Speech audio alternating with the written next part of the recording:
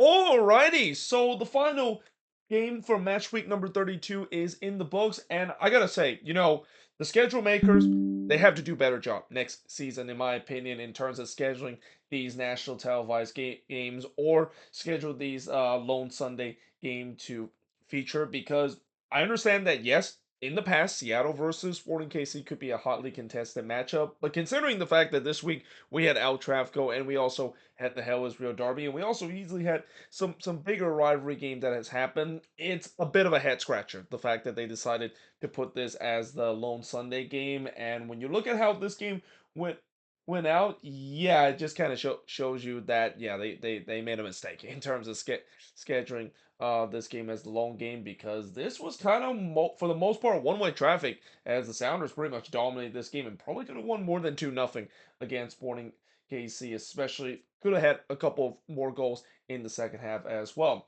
Now in the first half, Tommy would put it wide as the flag went up. That actually is the first shot of the game. Well, actually, it didn't count as a shot in the game because the flag went up for offside. I thought the Sounder had lots of possession. Sporting KC was elected to sit deep early in this one. The first shot for the Sounders did see Manungu puts one right to Melia. The shots were only one apiece, 15 minutes in. So yeah, it was a bit of a slow start to this game. Though in the 15th minute, we saw our first big real chance as Christian Rodon, of all players, would clear this ball off the line after Fry tried to punch this one away from the corner and missed it. And I gotta say, I'm pretty sure Stephen Fry is gonna own Christian Rodon to dinner, because that was not a great moment there from Stephen Fry. He dodged a huge bullet here. Whenever you're the goalkeeper and you miss the punch when the ball comes in, you are basically gonna get punished most of the time. But again, Stephen Fry got away with one there, and that was huge too, because just a couple of minutes after that moment,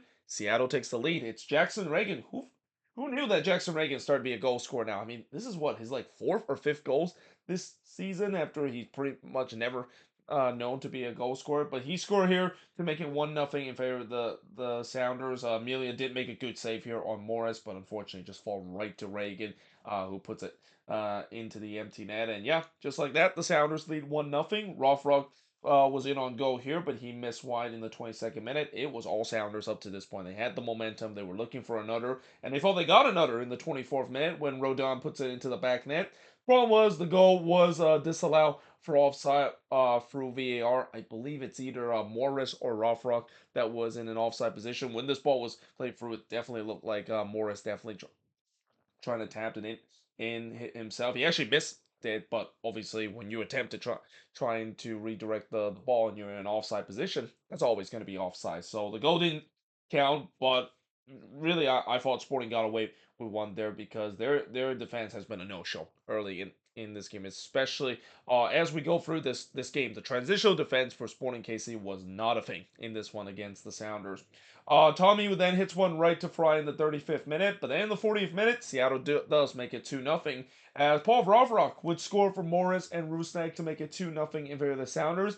And then it gets worse for Sporting KC, because a penalty was given to the Sounders after Basson brought down Vargas there in the box. There was no need for Zoran Basson to bring down Vargas in the box there. That just kind of sums up how it was just a miserable day if you're a Sporting KC fan watching this game against the Sounders on the road. But yeah, it was a penalty given. Rusnak here to steps up to take the penalty, but he has to try to beat the probably one of the best penalty kick stopper in Tim Melia. And yeah, there's a reason why that's the case, because he denied Rusnak from the spot. And again, Tim Melia, he's everything gonna go down as one of the best penalty kick stopper, pretty much right up there alongside with Andre Blake, and even Nick Romano is the best PK stopper we've ever seen in this league history, because he's done it so many times that in his career. It doesn't matter if he fakes against a guy that is a surefire in from the spot like Albert Rusnak, he's gonna deny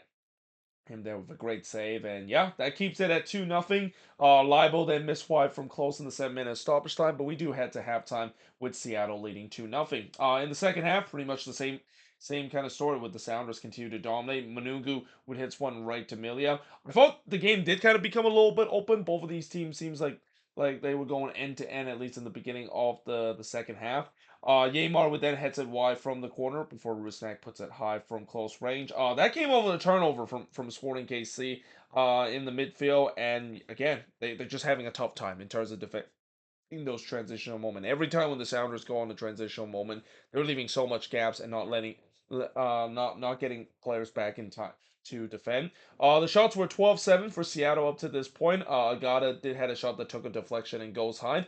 I thought Sporting started to get more of the possession, but again, that's kind of bad news if you're SKC, because again, when you're struggling to defend transition, then yeah, that it's no wonder why the Sounders decided to give Sporting KC more possession, because they're just gonna keep hitting them on the transitional play. Well, not that Sporting KC can do anything well with the possession, they just couldn't quite break down a very resolute Sounders low block here.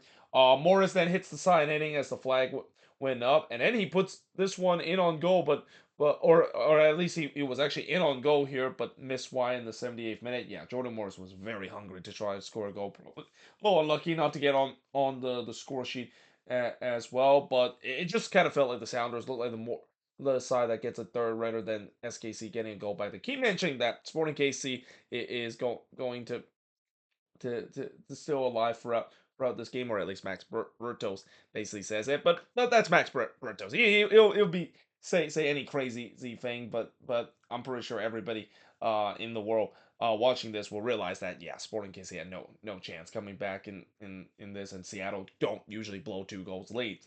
Morris then skies one from point blank in the 82nd minute. Yeah, it's just not Morris' day when it comes to his finishing, but in the end, the Sounders with an easy 2-0 win over Sporting KC. Shots in this one, 17 shots for the 13 that SKC had, 2 shots on goal for the 4 that Seattle has, 9 shots off target for the 4 that SKC had, 6 shots that was blocked for the 2 that the Sounders had, and possession-wise, Seattle had 54% possession compared to 46% possession that Sporting KC has in this game. And with this win, Seattle moves up to 5th in the Western Conference. But for Sporting KC, again, like what I said about St. Louis, well, actually, as I about to say this about St. Louis, where they lost against Minnesota, and it seems like their fake playoff hope is pretty much all but diminished.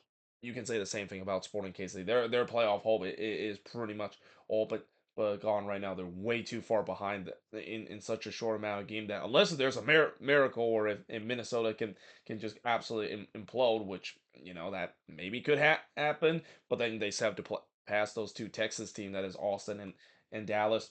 Yeah, Sporting KC is not going to make the playoffs. But again, that's kind of what they were thinking throughout this latter part of the season, where it's pretty clear that they're not going to really compete for playoffs. All they're playing for is that U.S. Open Cup final, and that game could really determine whether or not if this could be a successful season or a failure season for Sporting KC. I mean, overall, it's been a failure of a season when it comes to league play, with all the expectation that it seems like they're going to get themselves back to playoffs, not making it again. It's going to be or missing out on the playoffs this year is going to be very disappointed. But again, if you can win a trophy, it doesn't matter what trophy you win, but if it's one of the big trophy like a U.S. Open Cup to get yourself into the CONCACAF Champions Cup, it's always going to consider to be a successful season. But obviously that's not going to happen for another couple of days, and